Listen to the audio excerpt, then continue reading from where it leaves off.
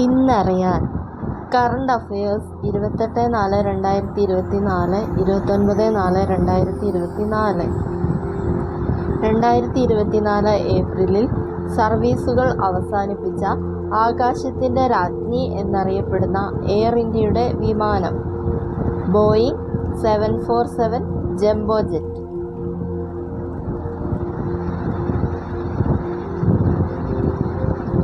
പെൺകൂട്ട് വനിതാ film society 2024 May 1 എവിടെയാണ് ആരംഭിക്കുന്നത്?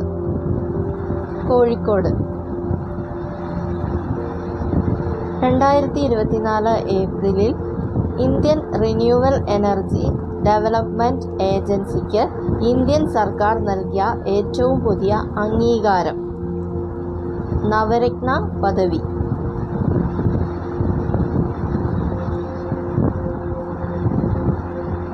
2024 21ാമത് അണ്ടർ-20 ഏഷ്യൻ അത്ലറ്റിക് ചാമ്പ്യൻഷിപ്പിൽ ഇന്ത്യ എത്ര സ്വർണ്ണ മെഡലുകൾ നേടി? 7 സ്വർണ്ണ മെഡലുകൾ. 2024 ഏപ്രിലിൽ വൻ കാട്ടുതീ റിപ്പോർട്ട് ചെയ്ത നൈനിറ്റാൾ ഏത് സംസ്ഥാനത്താണ്? ഉത്തരാഖണ്ഡ്.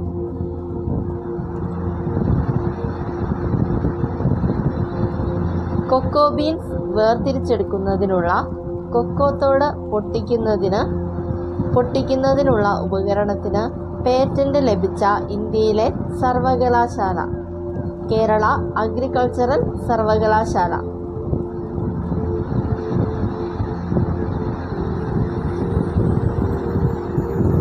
കേരള കാലാവസ്ഥാ നിരീക്ഷണ കേന്ദ്രം ഉഷ്ണതരംഗം പ്രഖ്യാപിച്ച കേരളത്തിലെ ആദ്യ ജില്ല പാലക്കാട്. 2024 സൗദി ഇന്റർനാഷണൽ ഫിലിം ഫെസ്റ്റിവലിൽ ഡോക്യുമെന്ററി വിഭാഗത്തിന്റെ ജൂറി ചെയർമാനായി തിരഞ്ഞെടുക്കപ്പെട്ട വ്യക്തി VK ജോസഫ്. 2024 കേരള സംസ്ഥാന ബാസ്കറ്റ്ബോൾ ചാമ്പ്യൻഷിപ്പ് വേദി പാലക്കാട്. ലോക നൃത്ത ദിനം ഏപ്രിൽ 29. രാജ്യത്തെ ആദ്യ ട്രാൻസ്ഷിപ്മെന്റ് തുറമുഖമായി പ്രവർത്തിക്കുന്നതിന് കേന്ദ്ര തുറമുഖ മന്ത്രാലയത്തിന്റെ അനുമതി ലഭിച്ച തുറമുഖം വിഴിഞ്ഞം തുറമുഖം.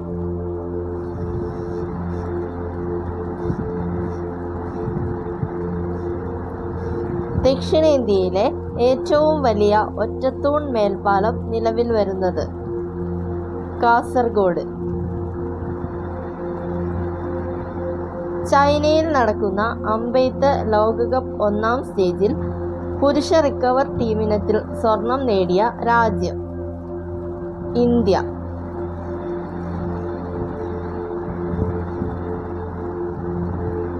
അടുത്തിടെ 17 കോടി രൂപയ്ക്ക് ലേലത്തിൽ വിറ്റുപോയ രാജാ രവിവർമ്മ വരച്ച ചിത്രം മോഹിനി.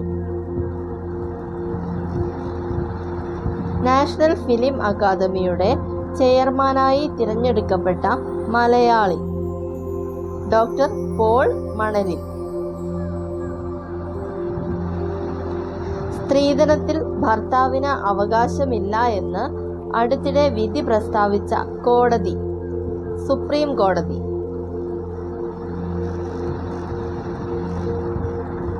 ഇറാന്റെ സഹായത്തോടെ ശ്രീലങ്കയിൽ നിർമ്മിച്ച ജലവൈദ്യുത പദ്ധതി ഉമ ഓയ ജലവൈദ്യുത പദ്ധതി.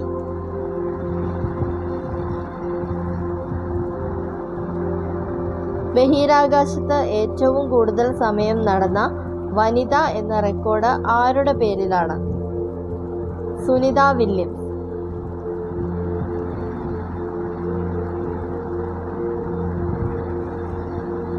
പാകിസ്ഥാന്റെ ഉപപ്രധാനമന്ത്രിയായി നിയമിതനായത് ഇഷാഖ് ദാർ.